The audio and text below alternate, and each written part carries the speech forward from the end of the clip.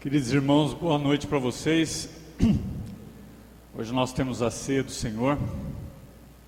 É uma alegria muito grande podermos celebrar juntos. E eu quero convidar você a abrir a tua Bíblia no Novo Testamento, no Evangelho de Lucas. Lucas capítulo 22.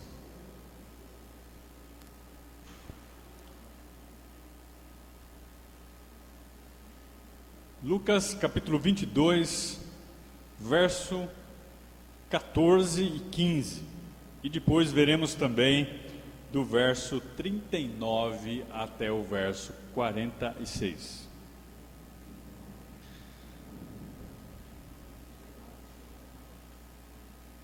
Um texto bem conhecido, muito usado na Páscoa. Estamos aí chegando no final do ano, Natal. Lembrando que Natal é todo dia.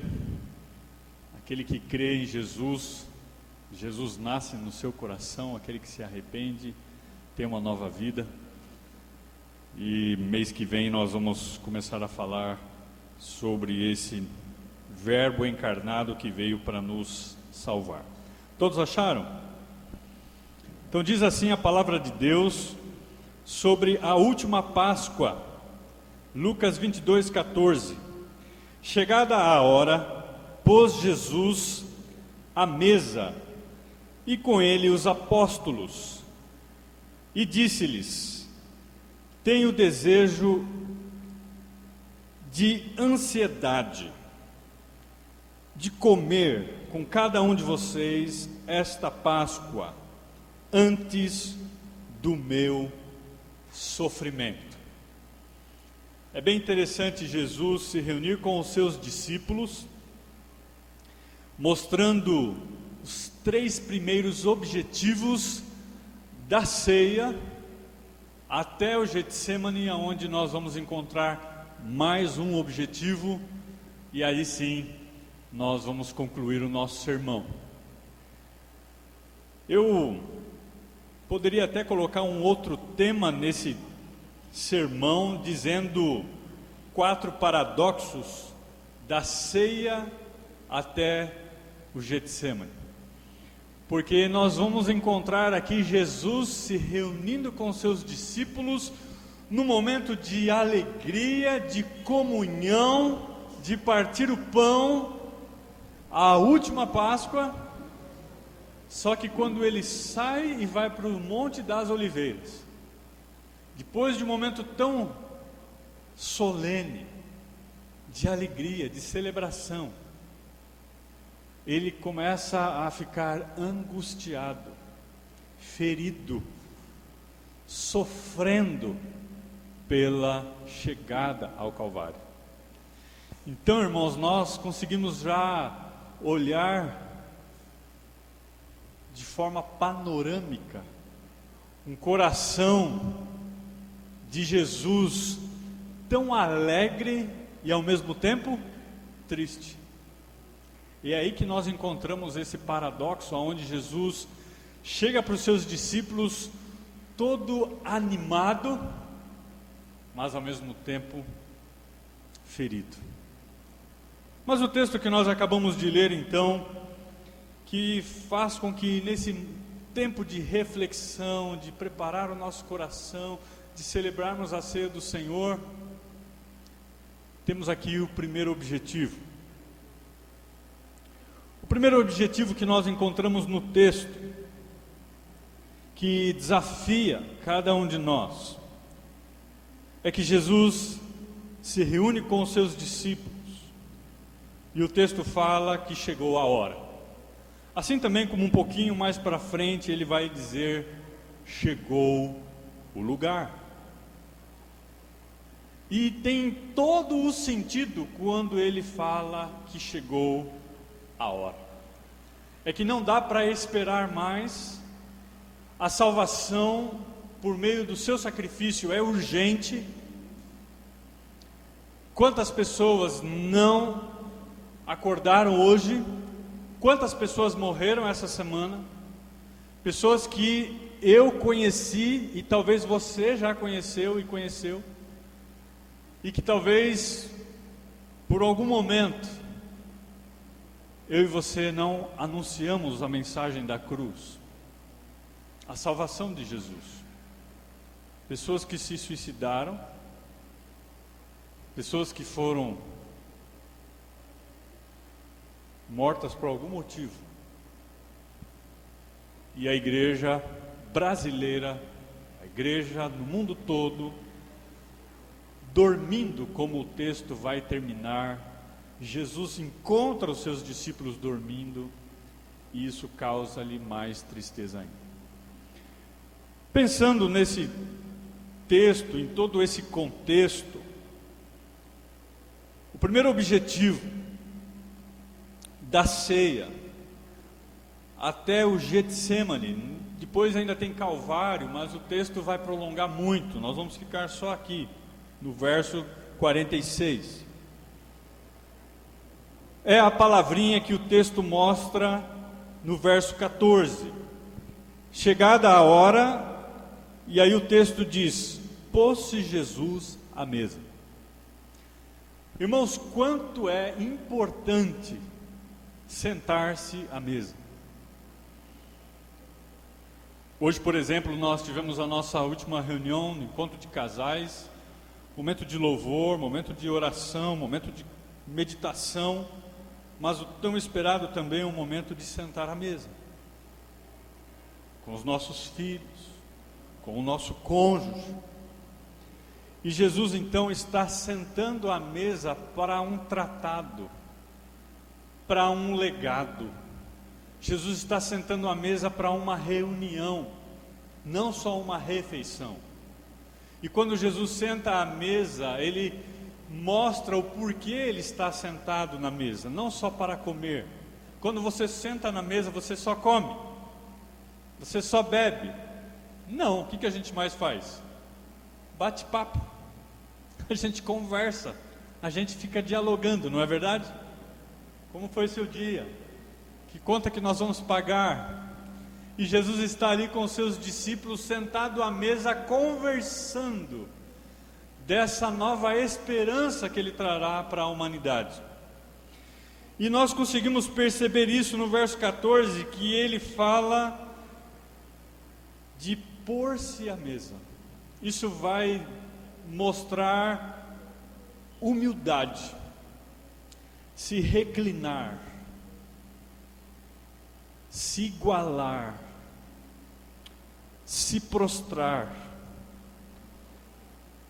E Jesus então mostra que quando nós pensamos no momento de celebrar a ceia do Senhor, o nosso coração precisa se desarmar, se prostrar, se curvar,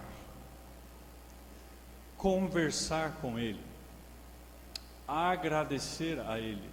A palavra de Deus fala em 1 Coríntios capítulo 11, o texto clássico: trazer a memória, fazer em memória de mim. Se debruce, sente, se relacione com toda essa humildade. Depois que Jesus senta à mesa com os seus apóstolos, o verso 15 também mostra mais dois objetivos primordiais. E disse-lhes: olha só a conversa de Jesus com os seus discípulos. Não é um bate-papo online, mas é um bate-papo cara a cara, aonde ele diz: tenho desejado.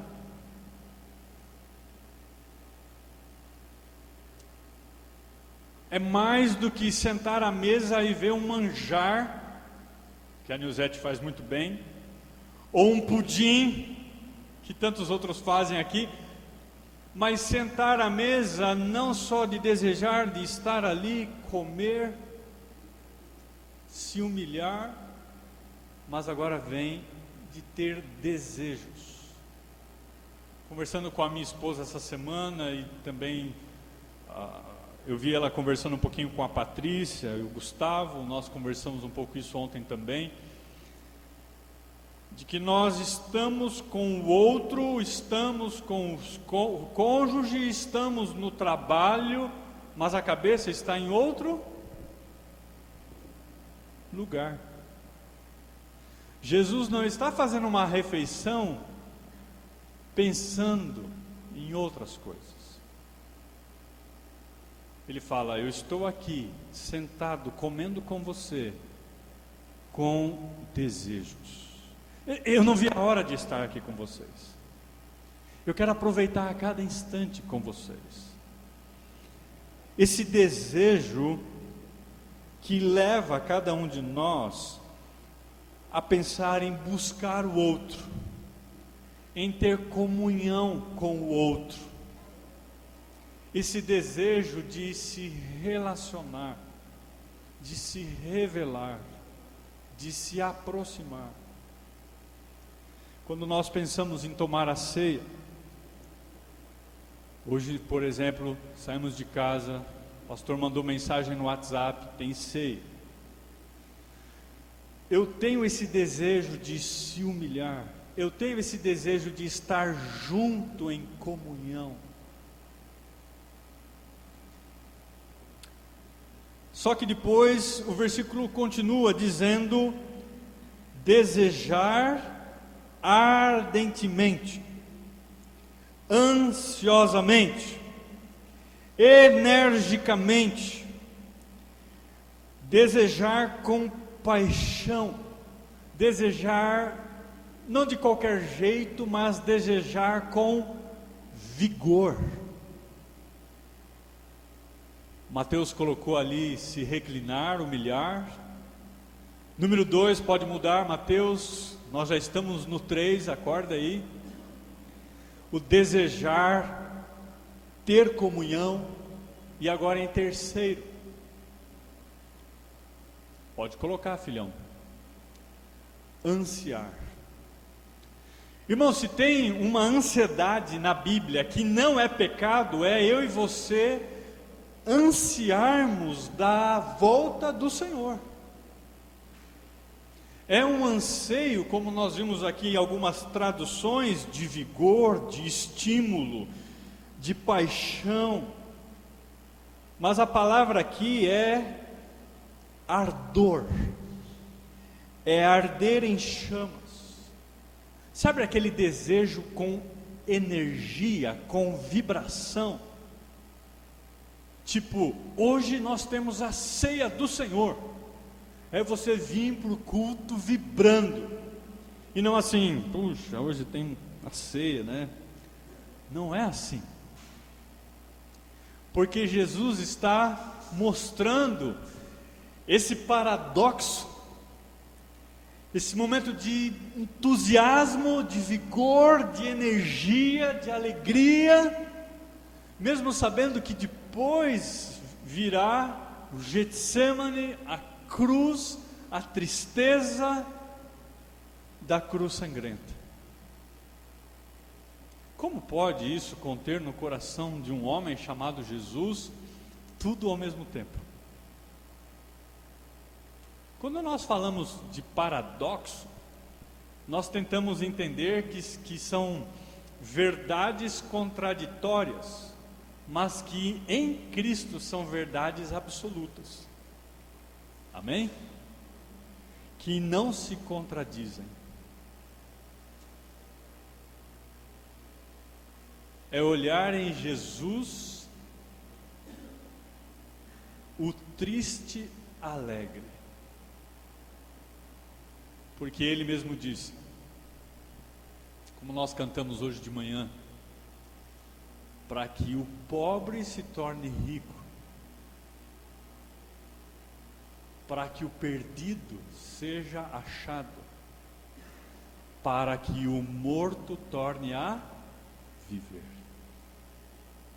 Percebe a diferença? Então é um paradoxo com verdades absolutas, com resultados verdadeiros. Irmãos, quem está escrevendo aqui não é qualquer um, é um apóstolo, um servo de Deus. E para quem não sabe, Lucas ele era médico. Olha só o capítulo 1. Dá uma olhadinha no capítulo 1. Olha só o que esse homem, que sabe o que é dizer sobre a vida de Jesus, a ceia com Jesus, o Getsêmani com Jesus, o Calvário, a cruz sangrenta de Jesus. No verso 1 do capítulo 1, vamos ler só os 4 primeiros versículos. Lucas capítulo 1, de 1 a 4. Olha só esse homem super letrado. Ele fala: visto que muitos houve que empreenderam, que uma narração coordenada dos fatos que entre nós se realizam, conforme nos transmitiram os que desde o princípio foram deles testemunhas oculares e ministros da palavra. Verso 3: igualmente a mim me pareceu bem, depois de acurada investigação. É um homem que conhecia, que estudava, que meditava muito bem. De tudo desde a sua origem, dar-te por escrito, excelentíssimo Teófilo, uma exposição em ordem, para que tenhas plena certeza das verdades em que fostes instruído. Uau! Ele está aqui fazendo uma exposição bíblica, teológica, homilética, uma exegese, não uma exegese, daquilo que é verdade. E como médico, ele vai explicar mais na frente o que é ir para a cruz. Mas o que desperta no nosso coração, e o desafio que vem como cristão, é que no momento de ceia, a minha vida deve ter essa inclinação, pôr-se diante dele, junto com os meus irmãos, não só nessa rendição, humilhação, mas também de desejar essa comunhão, essa busca de aproveitar essa hora. Em terceiro, essa ansiedade positiva, esse ardor, essa paixão, essa celebração com entusiasmo, com energia e todo vigor, por aquele que veio buscar e salvar o perdido.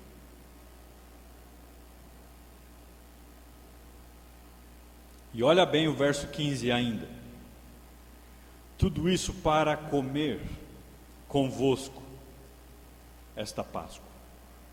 Por isso Jesus disse: aquele que não comer da minha carne, não beber do meu sangue, em outras palavras, não crer em mim, se arrepender dos seus pecados, jamais terá a vida eterna. E agora nós vamos dar um salto para o verso 39, onde nós encontramos o quarto objetivo da ceia, até o Getsêmani. Preste bem atenção no relato desse médico chamado Lucas, que mostra esse quarto objetivo que nós temos que ter na nossa caminhada cristã, não só no momento de ceia. Verso 39 diz: e saindo foi como de costume para o Monte das Oliveiras. Irmãos, como de costume no sentido de que Jesus tinha que ir para onde Judas iria achá-lo. Jesus não foge do seu objetivo. No verso 39, ele vai para o Monte das Oliveiras. Sou meio suspeito de falar Monte das Oliveiras, porque o meu nome tem oliveira, e a oliveira dá o que, irmãos? Azeitonas. E quando nós pensamos no Monte das Oliveiras, com certeza lá tinha azeitonas. E quando nós pensamos em azeitonas, para você ter o óleo de oliva, essa azeitona precisa ser espremida, moída, torturada. Então Jesus diz: chegou a hora. E agora ele fala: chegou o lugar aonde vai começar a espremer a oliveira, que sou eu mesmo. E vai sobrar só o que tem na oliveira, gente? O caroço. A palavra de Deus diz que o seu corpo foi dilacerado, rasgado, moído pelas nossas transgressões. Agora, quem aqui entende de culinária, me ajude, por favor. Aí você já fica assim, com fome, né? Depois do sermão aqui hoje, tá bom uma pizza com uma azeitona em cima, ok? Mas a azeitona, ela tem sinônimo de cura, sim?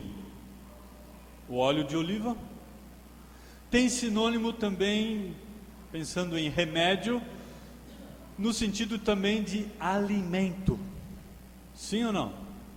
Sim.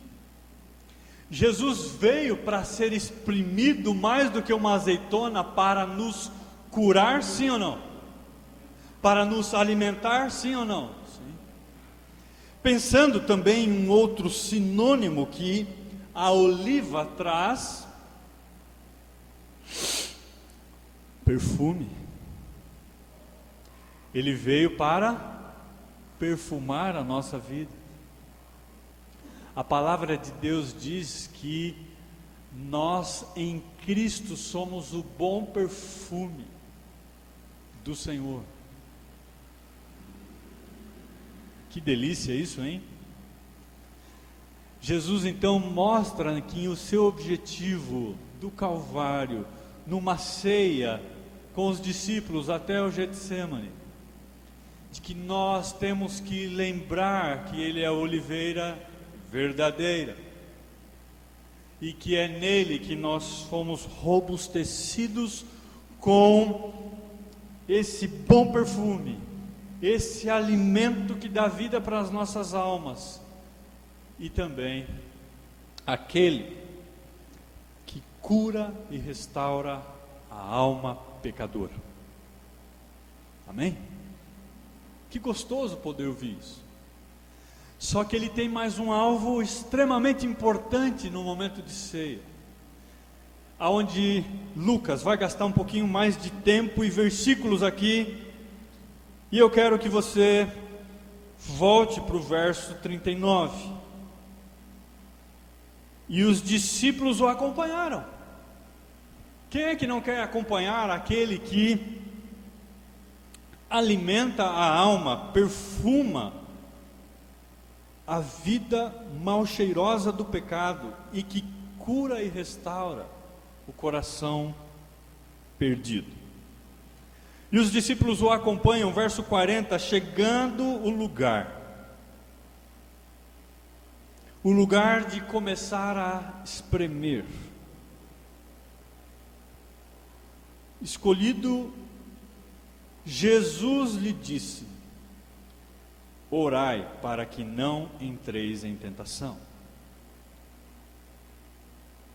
O verbo aqui está no imperativo presente.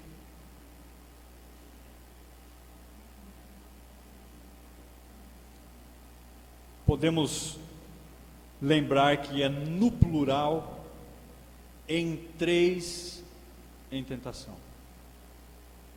Orem.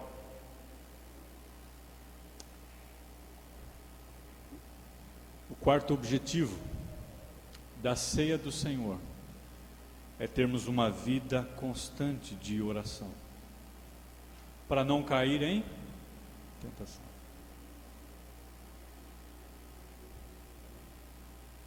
Verso 41, sabendo que o verso 39 nos alerta diante dessa tristeza que Jesus tem, mesmo após um tempo de alegria com os discípulos. Ele está radiante, com vigor, com energia, celebrando, conversando ao pé do ouvido aquilo que anima os corações. Mas agora ele dá um recado muito sério, preocupante, que poderá trazer tristeza, e que na verdade trouxe tristeza, porque aqueles que não oraram e dormiram, caíram em tentação, negaram o Filho de Deus. Nós encontramos aqui essa iniciativa de Jesus, de que ele tinha conhecimento. Jesus não foi enganado e levado para o Getsemane sem saber o que ia acontecer.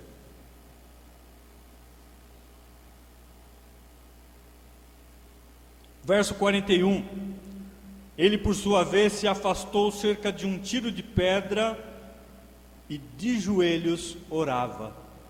Ele dá o exemplo, ele não ora em pé, ele mostra que é importante se deleitar, ou melhor, reclinar, não só para se alimentar, mas para ser alimento para as nossas almas, para curar as nossas almas, para perfumar a nossa vida, para alimentar a nossa vida.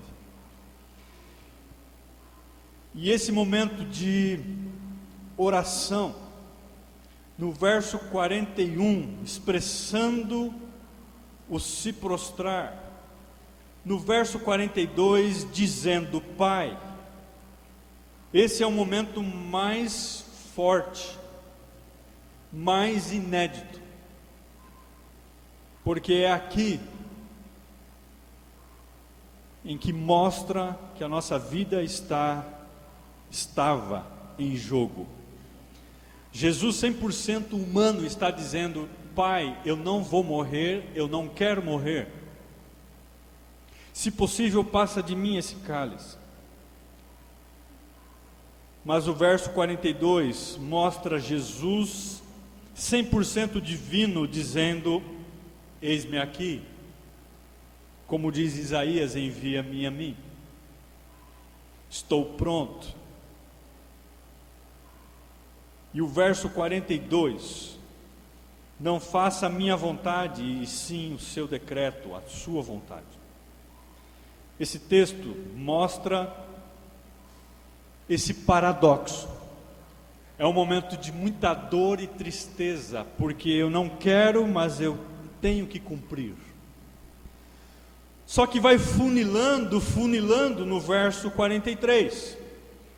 Então lhe apareceu um anjo do céu que o confortava. Irmãos, para alguém te confortar é porque você realmente está entristecido e sentindo muita dor, correto?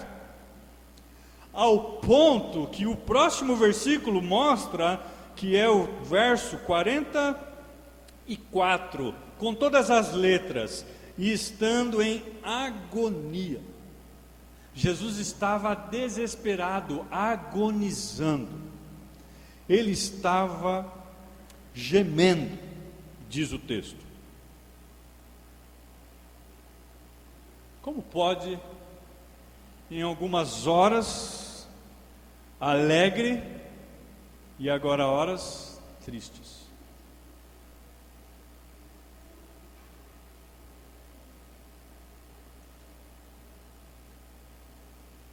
O texto funila mais ainda.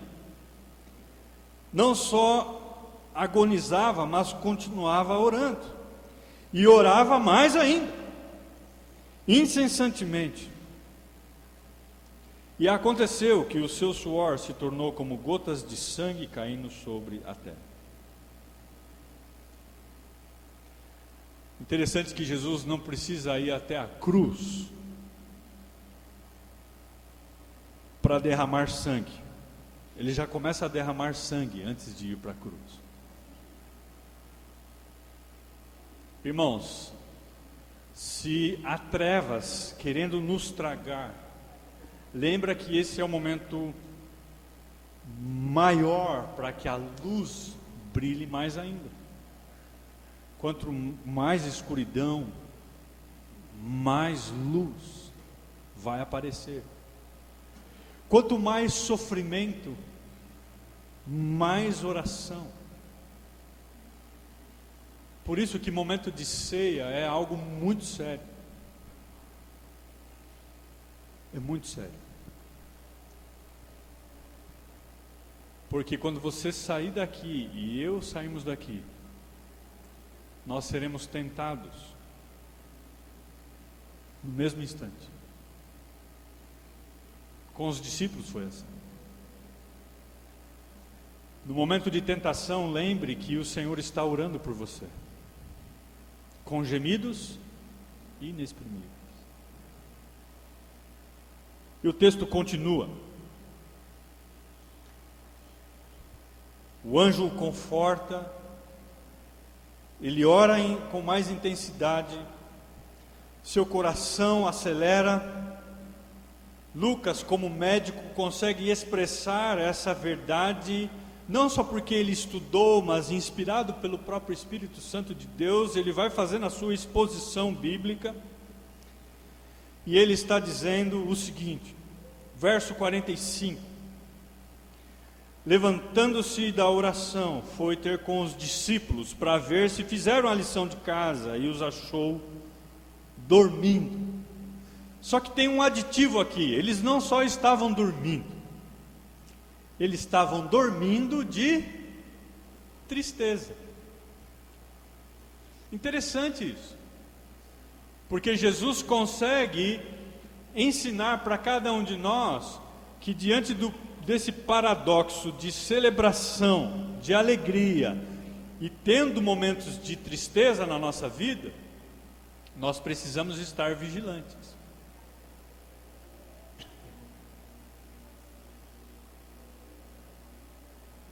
E que os discípulos não fizeram isso. E que nós também não fazemos isso.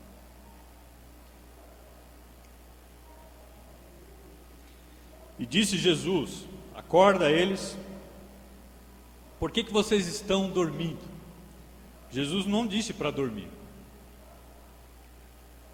Levantai-vos é uma ordem, orai, para que não entreis em tentação.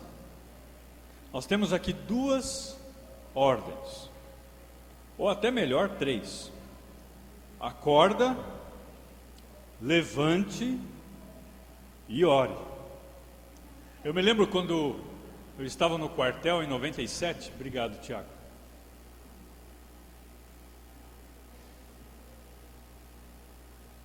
Se alguém estava dormindo na instrução, a primeira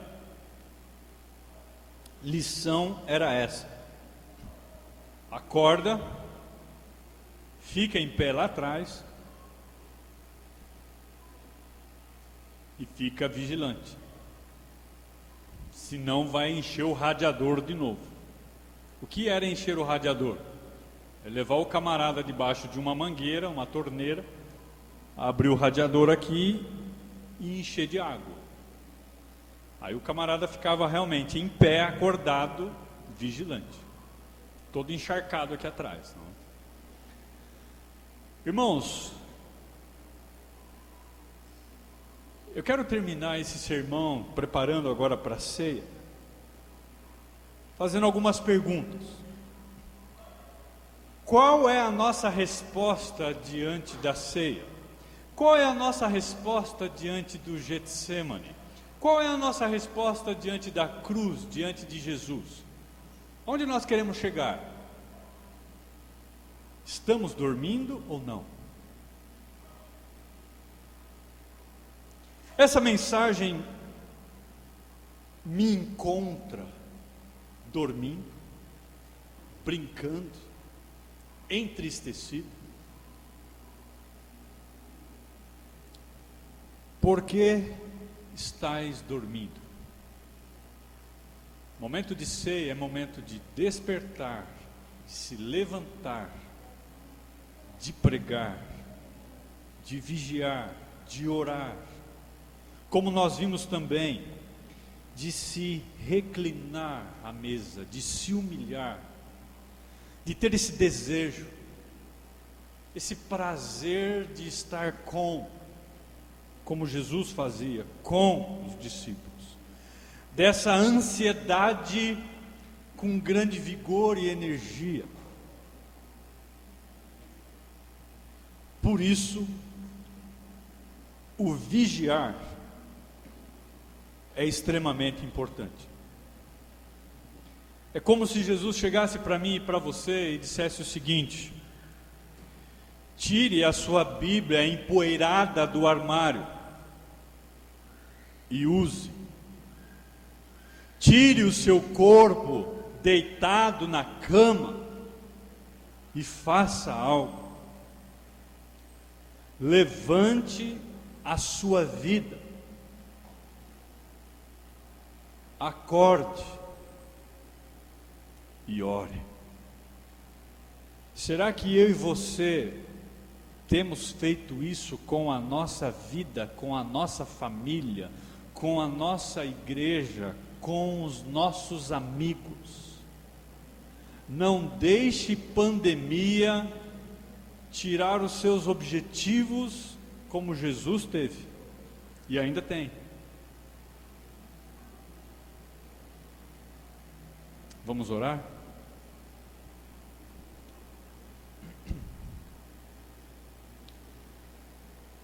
Senhor, obrigado por podermos celebrar a ceia com essa exortação diante dessa exposição de Lucas.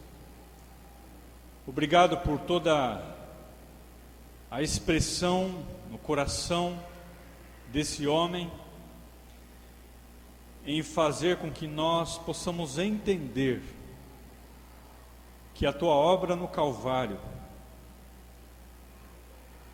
exigiu dor, sofrimento, angústia, medo, mas que ao mesmo tempo o Senhor mostrou a alegria, o vigor, a energia, essa vontade, esse desejo de cumprir e salvar cada um de nós. Senhor, que nós não venhamos a cair no sono do pecado, na distração dentro do templo e fora dele, mas de fato e de verdade, levantar-se do sono, não só ficar em pé, mas vigilante em oração, porque quantas almas estão se perdendo, como diz a música, como diz o hino. Quero trabalhar e contribuir, quero ser um servo usado por ti, ó Pai, quebra o meu coração. Muitos estão por aí a perder, e eu aqui sem nada fazer. Vamos cantar juntos? Quero trabalhar e contribuir, quero ser um servo usado por ti, ó Pai, usa o meu coração. Em nome de Jesus. Amém. Amém? Deus abençoe cada um de vocês.